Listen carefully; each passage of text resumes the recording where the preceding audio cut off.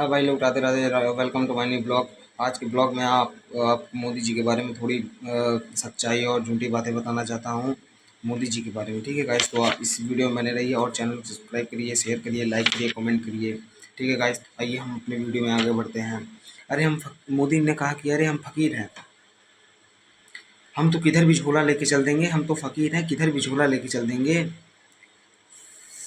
ये फ़कीर है? फ़कीर नहीं है। 1,40,000 रुपये का चश्मा लगाता है, 12 करोड़ की मर्सिडीज में घूमता है, इसको फ़कीर कहते हैं? फ़कीर नहीं कहते इसको अमीरों का अमीर कहते हैं। ठीक है गाइस, मतलब मतलब कि भिक्षा मांग कर इन्होंने फॉरेन का टूर कर लिया, कैमरा खरीदा, वो भी कब? रिलीज़ होने से पहले ही, मतलब कैमरा मार्केट में नहीं आया तभी ये इन्होंने कैमरा ही खरीद लिया। भाई अच्छे अच्छे लोग हैं। और नरेंद्र मोदी अपने आप को गरीब ही नहीं, बहुत गरीब परिवार से बताते हैं, बहुत ही गरीब परिवार से बताते हैं। कहते हैं कि मैंने रेलवे के डिब्बों में चाय बेचा है। लोग इन्हें भगवान मानते हैं। ऐसा लोग कहते हैं कि नरेंद्र मोदी हमारे लिए भगवान हैं। सच तो ये है दोस्तों कि ये लोग हमारे हिंदू धर्म को मरोड़ने तोड़ने मरोड़ने में लगे हैं, अपने नफ़रत और एजेंडा को फैलाने में। मैं अब वीडियो में आगे बढ़ता हूँ और आपको ले चलते हैं कानपुर। जर्नलिस्ट अनिल यादव, एक बीजेपी वर्कर मंगल वाजपेयी से मिलने कानपुर गए। मंगल एक लोडर का काम करते थे, जो गाड़ियों में सामान चढ़ाने और उतारने का काम करता है, वो थे मंगल।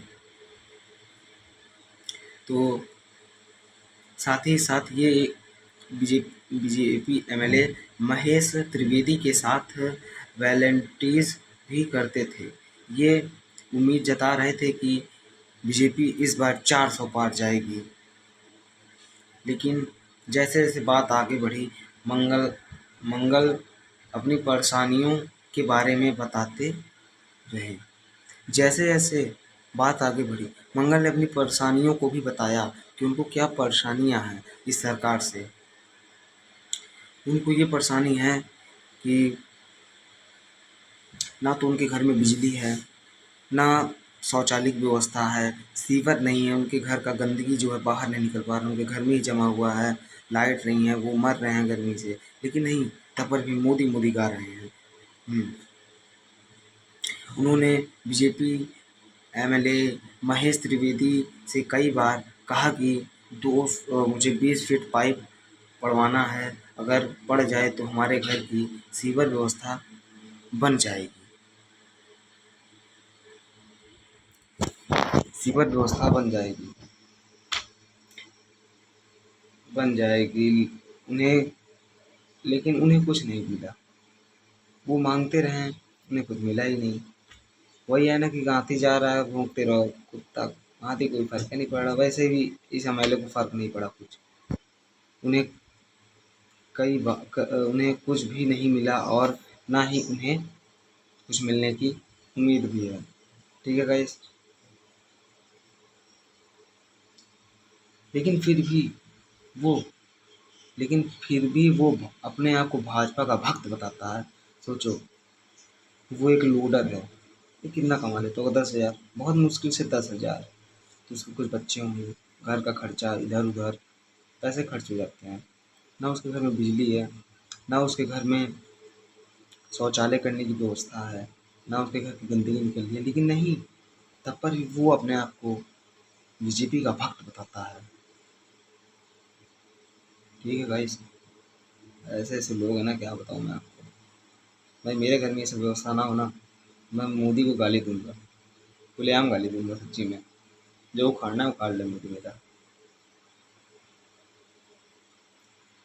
तो इसमें मंगल जी ने जवाब दिया कि आदमी बालू खाकर भी जिंदा रह सकता है, यानी कि मिट्टी खाकर भी जिंदा रह सकता है। अगर भाई तुम्हारे पास खाना नहीं है, क्या तुम मिट्टी खा के जिंदा रहोगे? कमेंट में बताना, क्या तुम बालू खा के जिंदा रहोगे? भाई मैं तो नहीं खाऊंगा बालू मिट्टी। भाई नहीं है तो मैं मेहनत करके खाऊंगा।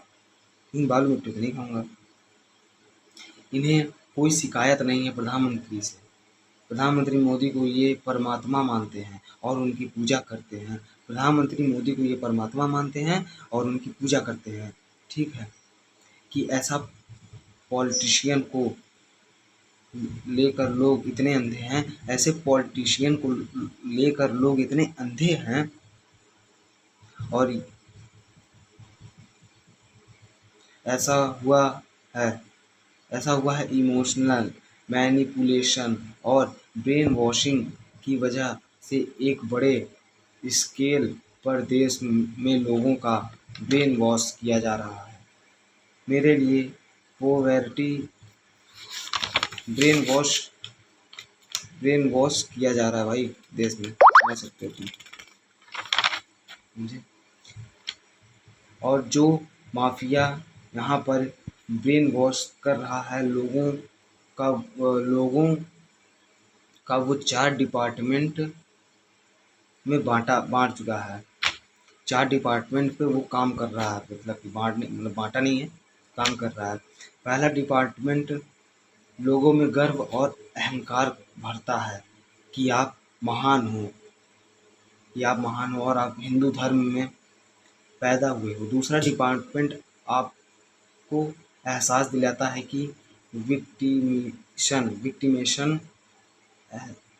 सदियों से, हजारों सालों से आपके पूर्वज विक्टिम बन बन बना रहे थे। तीसरा डिपार्टमेंट आपको अंदर भरता है कि आपको खतरा है। तीसरा डिपार्टमेंट आपके अंदर डर भरता है कि आपको खतरा है। और चौथा डिपार्टमेंट नरेंद्र मोदी को बताता है कि नरेंद्र मोदी मसीहा है, वही कि सिर्फ नरेंद्र मोदी ही आपको बचा सकते हैं। कैसे बचा सकते हैं भाई? मैं मर रहा हूँ तो नरेंद्र मोदी आके मुझे बचा लेंगे। भाई मेरा समय आ गया तो मैं जाऊँगा ही ऊपर, सही है ना। जून 2013 में दोस्तों राइटर नील नीलांगन नीलांगजन नील नीलांजन नीलांजन मुखोपाध्याय ने एक किताब लिखी नरेंद्र मोदी के ऊपर थी, एक बायोग्राफी थी। इस किताब में लिखा गया कि कैसे नरेंद्र मोदी जब 6 साल के थे वाडनगर रेलवे स्टेशन पर गुजरात में वो चाय बेचते थे। ये चाय बेचने वाला किस्सा तभी से लेकर नरेंद्र मोदी का संघर्ष की कहानी का मैरोज टॉकिंग पॉइंट रहा। 2015 में जब टाइम मैगजीन ने प्रधानमंत्री जी का इंटरव्यू लिया तो उन्होंने बताया कि कैसे वो एक बहुत गरीब परिवार से हैं, कैसे वो बचपन में रेलवे स्टेशन पे चाय बेचते थे। इनकी एक्सपर्ट इनकी एक्सपर्ट लाइन्स सुनिए। मैं पॉवर्टी में पैदा हुआ। बचपन में मेरा पूरा बचपन पॉवर्टी में बीता। मेरे लिए पॉवर्टी एक तरीके की पहली इंस्पिरेशन थी मेरी ज़िंदगी की। लेकिन कितनी सच्चाई है इन बातों में। बहुत से लोगों ने टाइम टाइम पे सवाल उठाए थे भाई। हर भाई कोई किसी को भी मतलब कैसे चाय बेचने वाला प्रधानमंत्री बन गया, तो भाई बहुत लोगों ने समय समय पे ये सवाल उठाया गया था, लेकिन सवाल को दबा दिया गया, कभी इसका वही नहीं हुआ। इनका जन्म इनका जन्म भाई 1950 में हुआ था। उस समय किसी भी गरीब परिवार में पैदा हुए बच्चे के पास अच्छे कपड़े यानी कि कोट पैंट शेरवानी नहीं हुआ करते थे भाई। मैं भी 2001 में पैदा हुआ था, उस समय मेरे पास भी कुछ नहीं था भाई, ठीक है।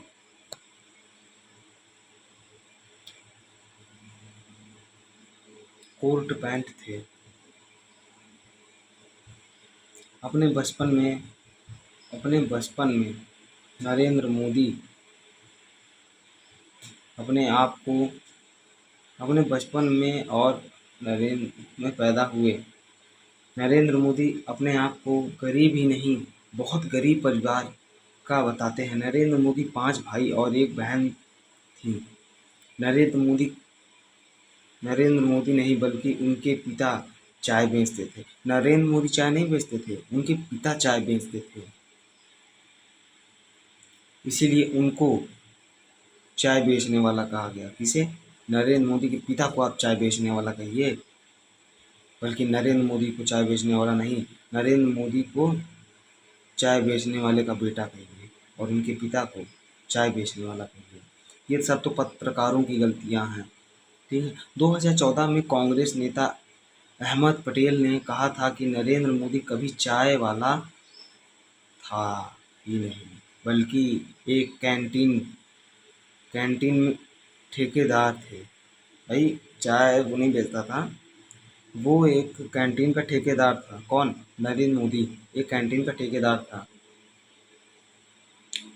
कांग्रेस की बातों में कितनी सच्चाई है या नहीं है, लेकिन 2021 में बीजेपी ने भी एक कैंटीन वाली बात को बताया था रेलवे मिनिस्टर अश्विनी की वाडनगर रेलवे स्टेशन में कि वो एक कैंटीन ब्यूटीफाई करें।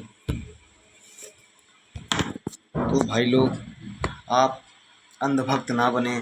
आपको अपना वोट चुनने का अधिकार खुद है, तो आप सही जगह वोट दीजिए प्लीज़। मैं आपसे यही कहना चाहूँगा। ये मोदी जो है हमारे देश को बेच रहा है, हमारे देश को बेच चुका ही है। अगर इस बार सरकार आई तो संविधान बदल जाएगा, इस देश में दोबारा कभी चुनाव नहीं होंगे। आप कांग्रेस को वोट दीजिए। मैं ये नहीं कह रहा कि आप समाजवादी को वोट दीजिए, मैं आपको ये कह रहा हूँ आप कांग्रेस को जिताइए, लेकिन मोदी को हराइए एक बार। और मेरा इस वीडियो में कोई भी मेरी बातों से आपको अच्छा ना लगा हो तो उसके लिए मैं आपसे तहे दिल से माफ़ी मांगता हूँ। कुछ गलतियाँ भी होंगी, आप उसके लिए मुझे माफ़ करिए, लेकिन मैं आपको इतना ही कहूँगा कि आप मोदी को वोट मत दीजिए। मोदी जैसा पागल इंसान मैंने नहीं देखा है, जो खुद 10 करोड़ का सूट पहनते हैं, 1 लाख 1 करोड़ कुछ बैग के पेन से लिखते हैं, शाही ज़िंदगी जी रहे हैं। ये मोदी नहीं है। मोदी ने पता नहीं कितने कर्ज लिए हैं, अडानी को दिए हैं। ठीक है भाई, मैं यही बोलूँगा, मोदी ने कुछ नहीं किया है। मोदी ने बहुत गलत काम किए हैं गरीबों के साथ। तो ठीक है गाइस, आज के साथ इस वीडियो को मैं एंड करता हूँ। अगले वीडियो में मिलेंगे, अगले ब्लॉग में मिलेंगे, तो आप कुछ और अच्छी वीडियो के साथ मिलेंगे। राधे राधे गाइस, जय श्री राम।